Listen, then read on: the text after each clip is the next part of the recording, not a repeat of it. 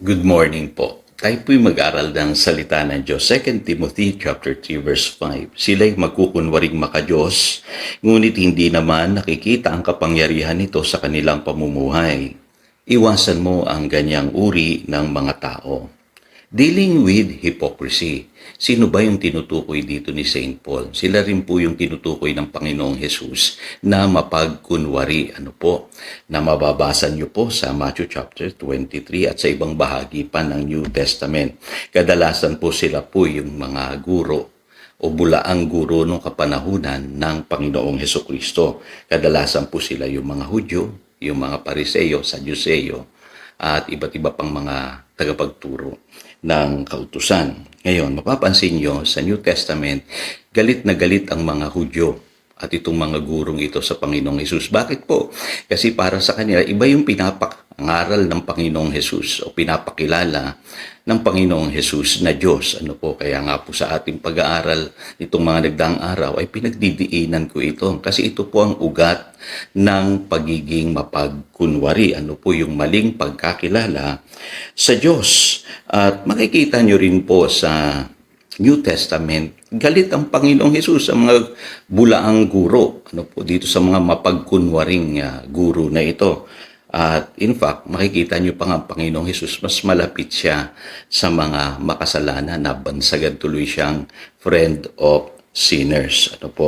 Kasi bakit po galit ang Panginoong Hesus? Kasi mali yung pagpapakilala nitong mga gurong ito sa Diyos. Hindi nila pinapakilala na ang Diyos ay Diyos ng pag-ibig. At bagamat magagaling sila sa kautusan, magagaling sila sa pangangaral, mukha silang mga relihiyosong tignan, madasa din sila, pero mali yung pagkakilala nila sa Diyos. Kaya ang resulta nito, mali ring buhay.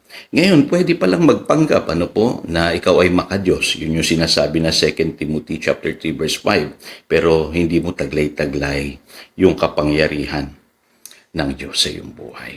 Nakakalungkot po yun. At ito pang isang nakakalungkot, yung sinasabi ng Panginoong Hesus sa Matthew chapter 22-29.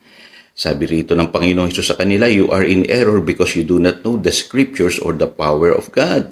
Actually, ang tinutukoy dito ng Panginoong Hesus ay itong mga magagaling na mga tagapagturo ng kautusan. Pero bakit sinabi ng Panginoong Hesus na you are in error because you do not know the scriptures? Kasi mali yung interpretasyon nila ng kautusan o ng scriptures sa panahon natin ngayon ng Biblia. Kaya hindi nila tuloy nararanasan ang kapangyarihan ng Diyos. Ngayon, ito pa nakakalungkot. Sabi sa kanila ng Panginoong Jesus sa Matthew chapter 15, verses 8 and 9. Sabi rito, these people honor me with their lips, but their hearts are far from me. They worship me in vain. Their teachings are rules taught by men. So magaling din silang mag-worship. Pero ang puso nila malayo sa Diyos. Bakit nga po? Kasi mali yung pagkakilala nila sa Diyos. Mas pinahalagahan nila yung katuruan o minanang tradisyon mula sa tao. Kakalungkot po, Pwede palang magpanggap na makadiyos ang isang tao pero hindi niya maranasan ang Diyos sa kanyang buhay.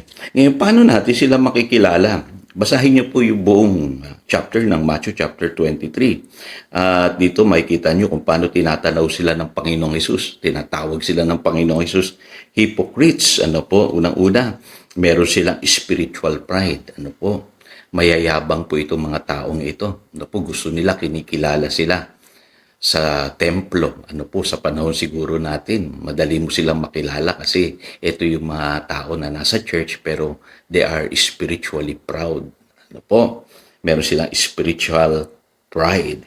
Pangalawa, pinapahirap nila yung paglapit sa Diyos at paglilingkod sa Diyos. Ang dami nilang mga kautusan. Ang dami nilang pinagbabawal. Alam niyo po, sounds familiar, sa church, minsan, maraming nagtuturo ng maraming bawal, pinapahirap yung paglapit sa Diyos, ganyan po yung mga mapagkunwari, At para po sa kanila, ang mahalaga yung panlabas. Kaya malinis silang tignan sa panlabas na anyo. pero yung panloob madumi. Kadalasan po itong mga mapagkunwari may mga tinatagong lihim sa buhay. Ano po? At wala silang totoong malasakit sa tao. Ano po? Ayaw nila nakikita nag-i-improve ang buhay ng tao. Para sa kanila, hindi ka makadiyos. Ano po? Pagka ikaw ay masyadong nag-i-improve sa buhay, gumaganda ang iyong buhay, ano po, maasenso, ano po, para sa kanila yung pagiging makadiyos puro pagdurusa at hirap. Ano po, at mahusay din silang manghusga. Kaya makikilala nyo silang madali. Ano po, ito po yung mga judgmental na tao. Marami po yan sa panahon natin ngayon. Ngayon, ang resulta ng kanilang buhay, malinaw po. Ano po, walang power. Empty religiosity. Ano po, dahil kinakahon nila ang Diyos sa kanilang paniniwala. Ano po, at makikita nyo walang totoong pagbabagong nagaganap sa kanilang buhay. Puro pagpapanggap lang. Kaya mag-iingat po tayo sa mga taong katulad po nila. Kaya pala sinasabi ni St. Paul, iwasan natin sila.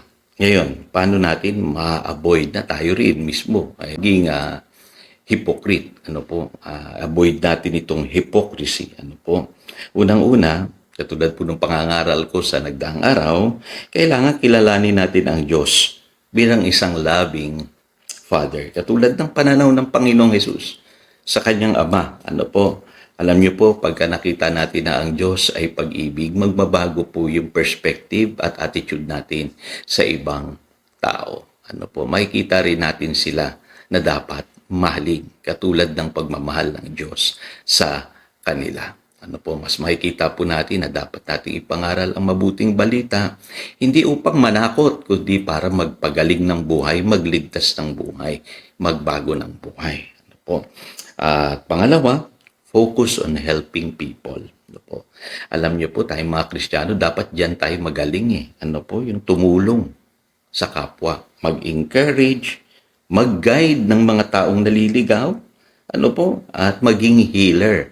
Ano po? Hindi tayo yung pinagmumula ng pag-aaway-away, pagtatalo-talo, dahil lang sa ating paniniwala. Ano po? At ito pa, dapat huwag tayong maging mapaghatol. No? Huwag tayong judgmental, huwag tayong mabilis mag-condemn. Ano po? Ayaw po ng Diyos yan. Ano po?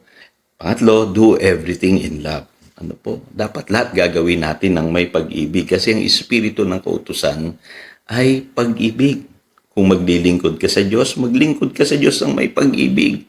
Yung praise and worship mo dapat nanggagaling sa pag-ibig mo sa Diyos, hindi yung tinatawag na pagpapanggap lang o napipilitan ka lang. Kaya lagi ka dapat mapagpasalamat. Lagi kang nagbibigay ng papuri sa Diyos kasi mahal mo siya. Ano po? At serve others in love. Dapat maglingkod ka rin sa ibang tao ng may pag-ibig. Ganun po kasi ang totoong Kristiyano. Ginagawa niya ang lahat ng may pag-ibig. At kung matututunan po natin yan, ano po, ay hindi tayo magiging katulad nitong mga mapagkunwari o mapagpanggap na mga taong tinutukoy sa Biblia. So again, ito si Pastor Jojo, nagpapaalala upang daluyan tayo ng pagpapala, manatili tayo sa kanyang salita. Good morning.